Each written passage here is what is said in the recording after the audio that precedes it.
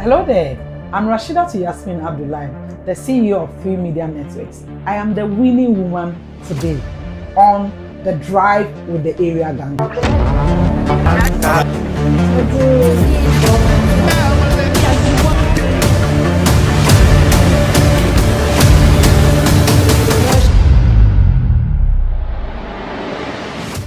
It's Winning Woman Wednesday, and today we are spotlighting our very own CEO, Madam Rashidatu Yasmine Abdulai of the 3 Music Networks. And so we want to know everything about Madam today. I don't know her story, so I would want to know exactly how she started and where she's gotten to, and everything that will inspire me as a young girl. So thank you so much for honoring our invitation. Thank you for having me.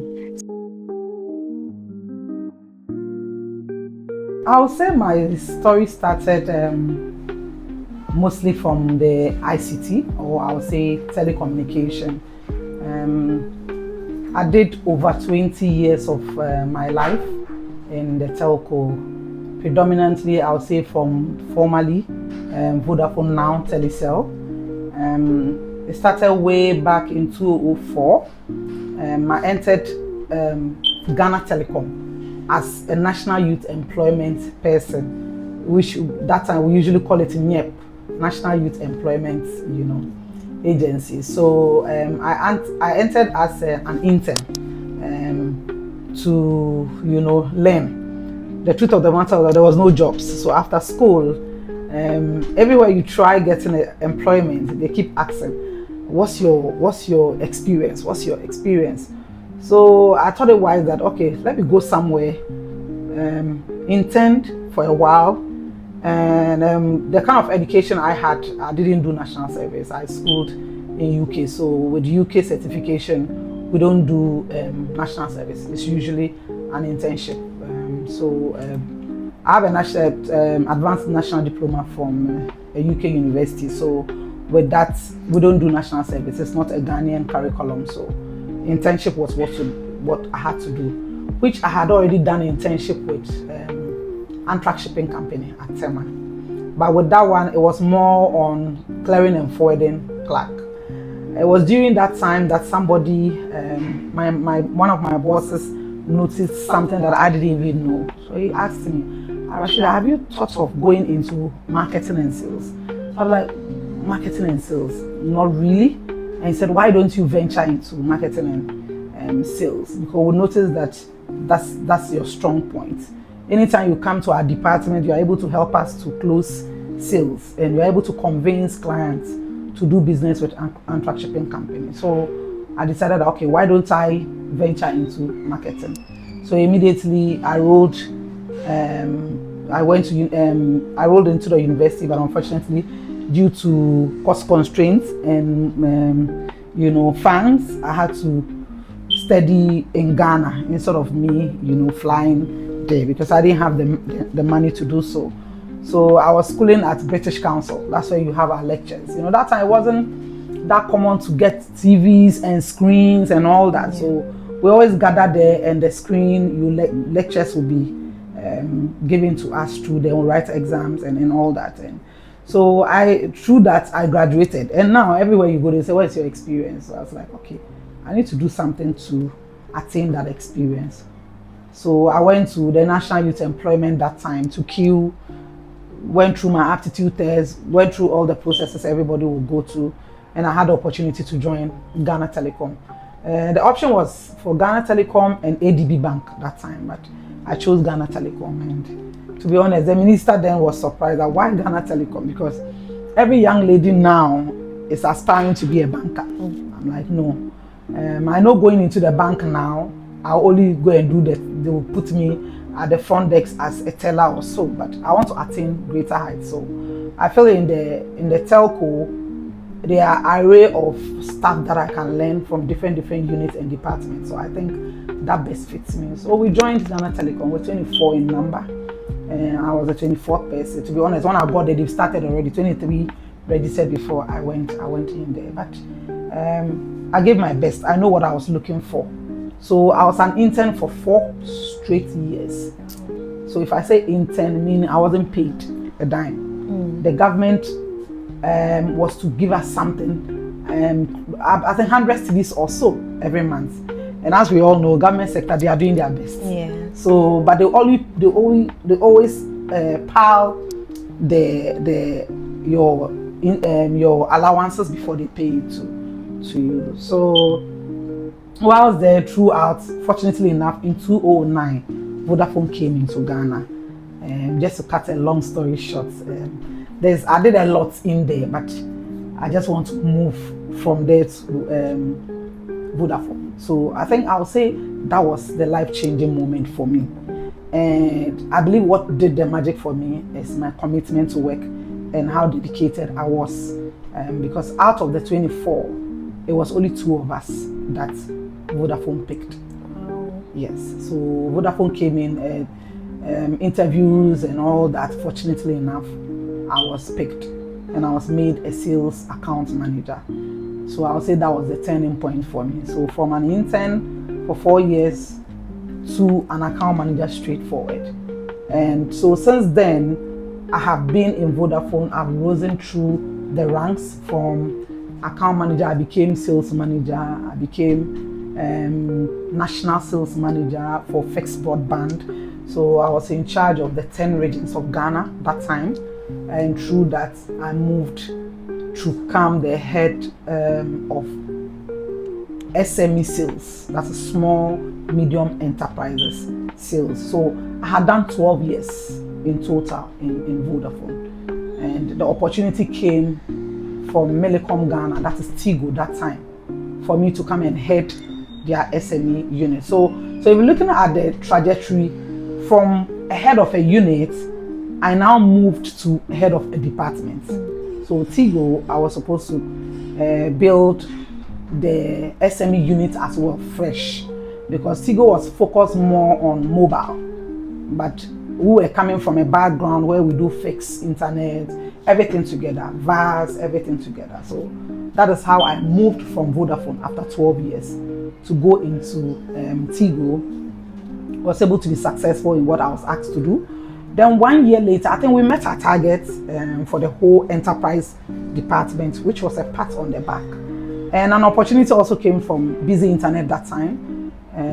Busy Internet was an Afrimas group company, but they operated in the name Busy Internet Ghana. And they also asked me to come and head the total enterprise department. So that's also an elevation from where I was. Yeah.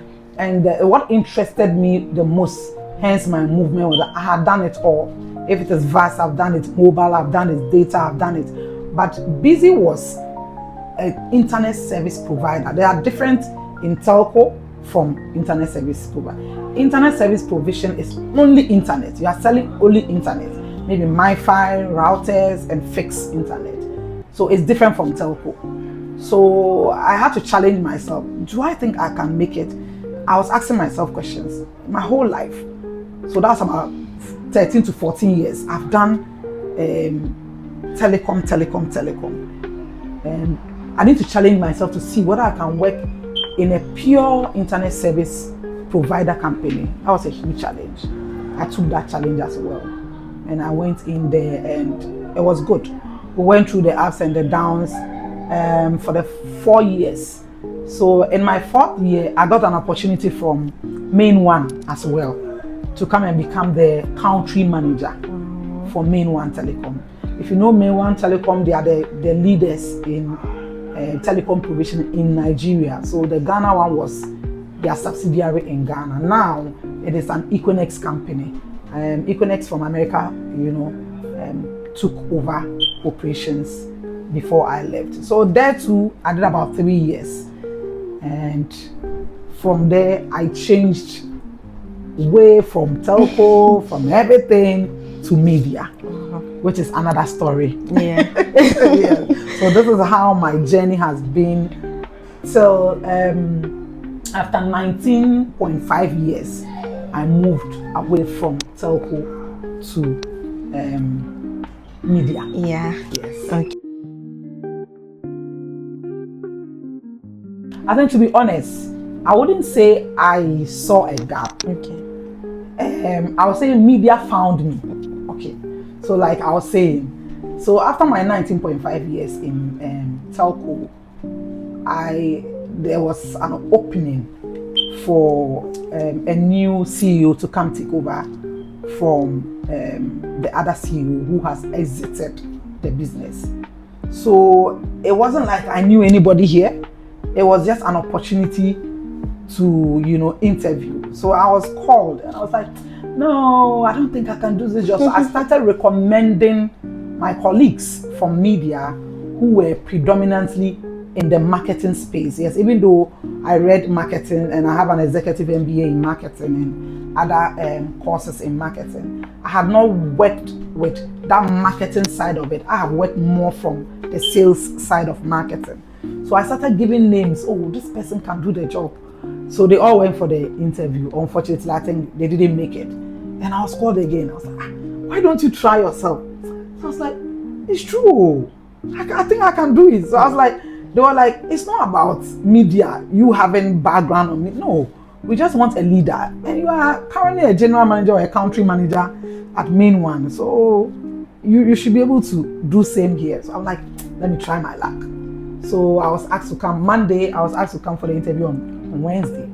So I barely prepared, but I was like, let me try, let me give it a shot. So I came for the interview. Unfortunately, I made the selection. Wow. And I think what also held me was my in-depth knowledge of music and entertainment, because I am an entertainment person. There's no dull moment. If you're in my house, it's always noisy for positive reasons. When I'm down, it is music. Whatever I do. So I know the genres. I love all the genres, even including jazz. So I'm all the genres in the world. I love it.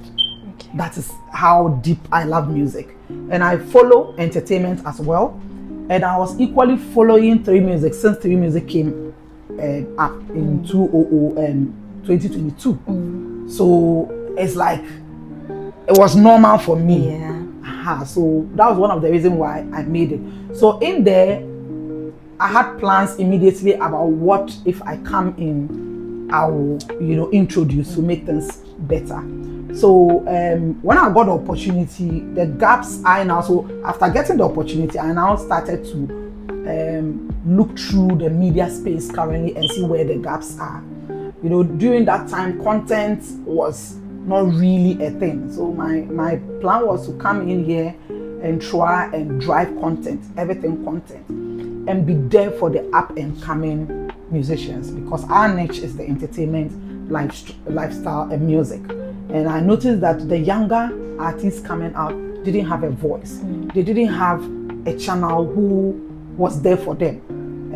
Most of the media houses, we are interested in an artist who have already made it. They're already established ones. But my thing was to come in here and focus on the up and coming, and not just the grade A. Yes, the grade A will not be left out, but my focus was to pay attention to the up and coming. That was number one.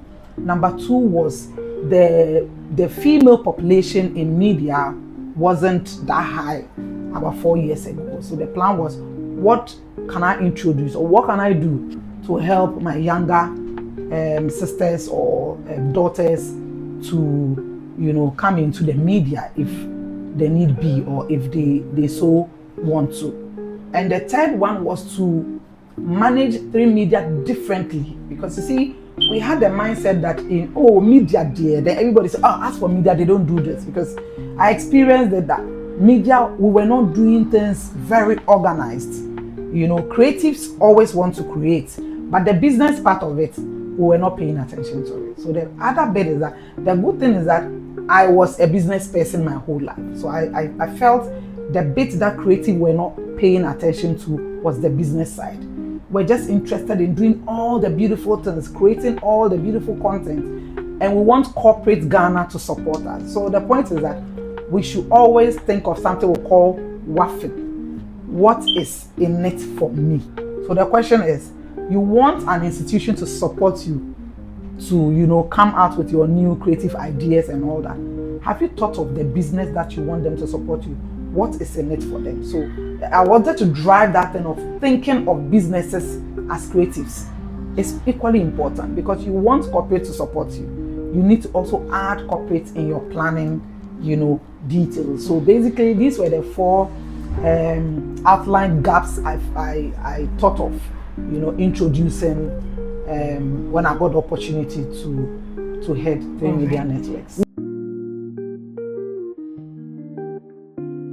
I'll say I'm so proud of myself that sometimes when I sit and look back, looking at where I came from and the challenges that I've passed through and who I've become today, I become sometimes emotional and proud as well, and it makes me understand that I did that. If you work hard, sometimes it takes time, but your time will definitely come. Like I mentioned, I don't come from a rosy family where I would say a silver spoon or whatever was given to me or was left for me, and everything I've achieved today is through my merits.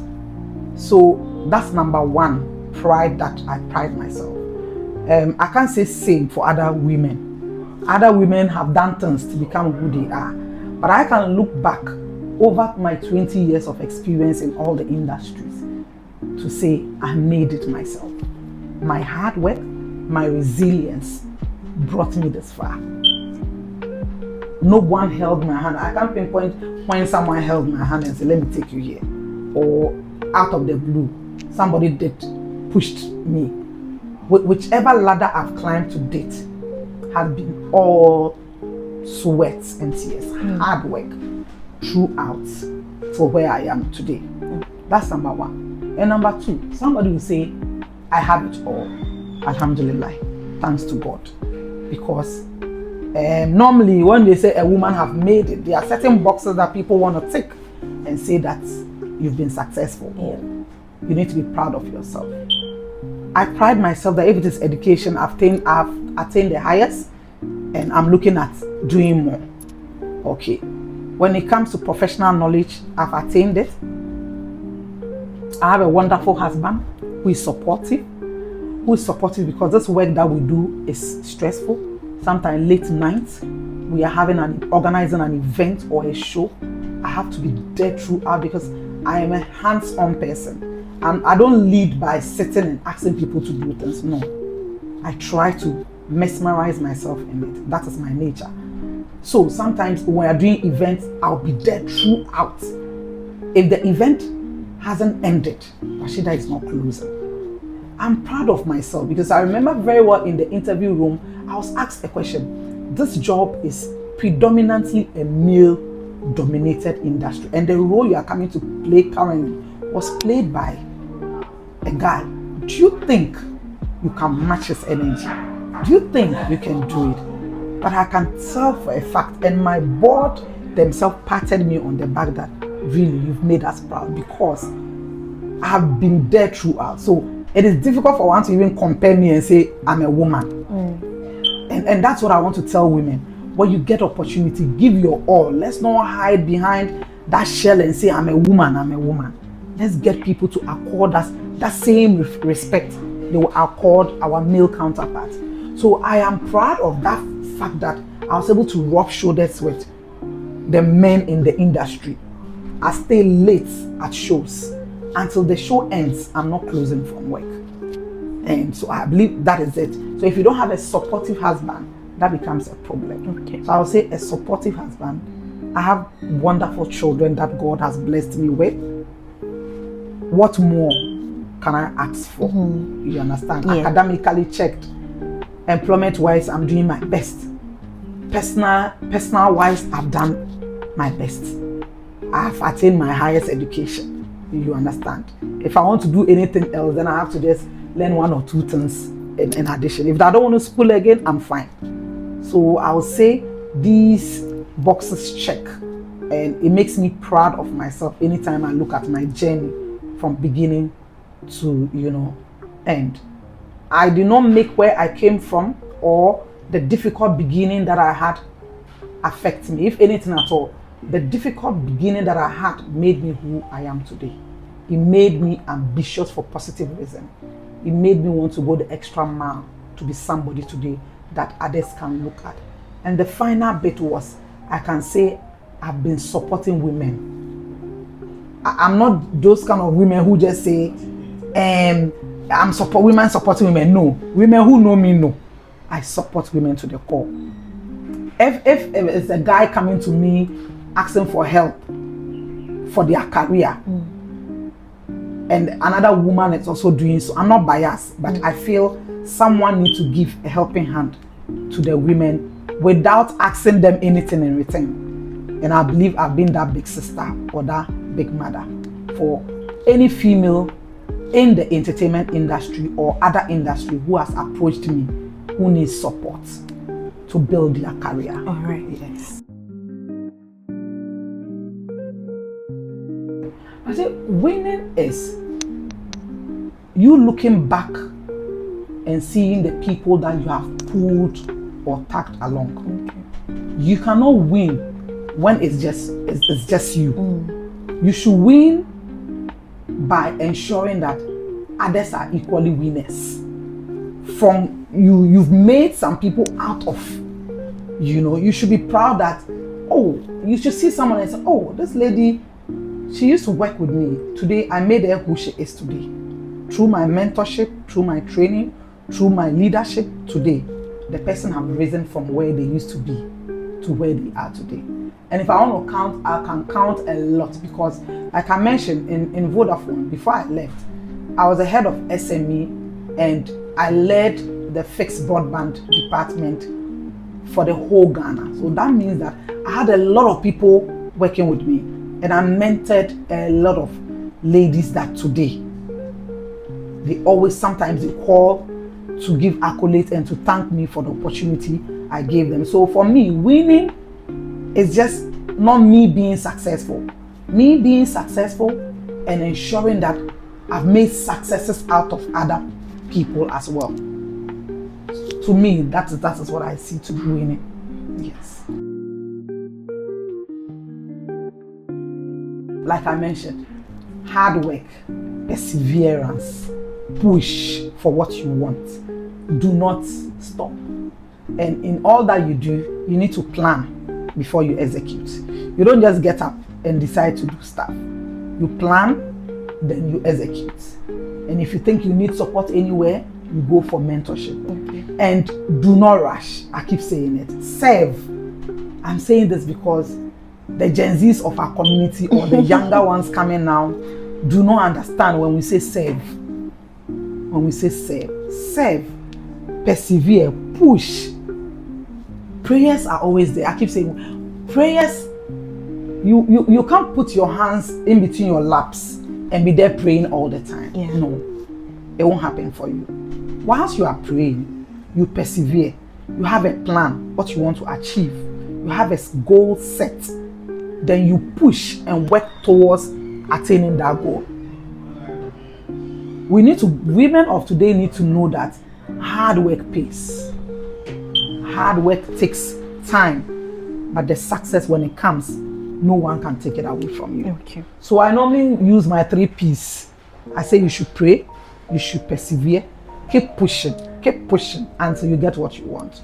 You know what you want. This year, if it doesn't happen for you, you re-strategize and continue to follow that same path. If the path is not going well for you, change it, but keep that goal up. Attain it before you move to other ones. All right. So the PPP works. It's Okay. worked for me. All right. Like I mentioned to you, if I look back, my hard work, my push nature, the way I can push, I'll give pressure. If I need support from someone, I'll push for that mentorship. I'll push for that, training or that word that I need from someone senior or someone more successful than I am. Okay. And it brought me this far. Okay. Yeah.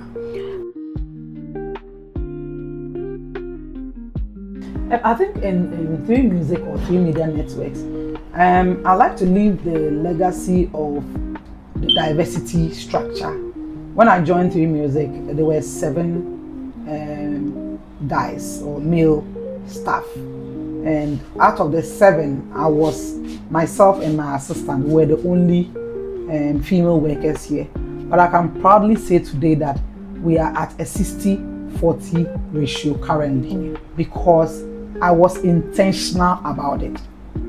I will intentionally scout for female, workers to come work with us, because I noticed that it wasn't easy for females to work in the industry. Now it's getting better, but some 4 years back or so, it wasn't so.